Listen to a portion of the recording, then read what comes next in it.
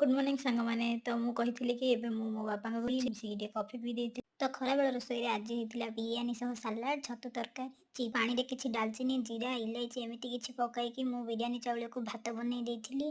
भात बनै सारा पर एपटे काटिकी रखिथिबा परिबा गुडी को मध्य छाणी देइथिली। तो मु आज बनाउछि वेजिटेबल बिरियानी देखंतु सेति पय कोन कोन नेइथिली। एपटे अल्प पियाज को मध्य भाजी दे काजू को मध्य एमती अल्प लाल करी छाणी देइथि और अल्प तेल रे किछि डालचीनी गोलमरिच एमती किछि देइकी पियाज पकाई छेचा अदा टिके पकाई ताको भाजी देइ स्वाद अनुसार हळदी गुंड लंका गुंड लूण बिरियानी मसला दालचीनी पाउडर सब देइकी भल भाबरे फ्राई कर देइथिली।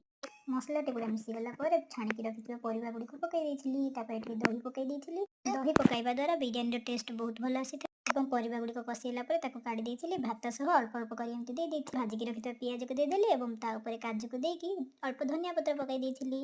तो एबे रेडी गला हमर वेज बिरियानी। रहिली सांग माने आज ब्लॉग टी केतिकी थिला। जय जगन्नाथ। मो वीडियो भल लागितले मो चैनल को सब्सक्राइब कर दियंतु।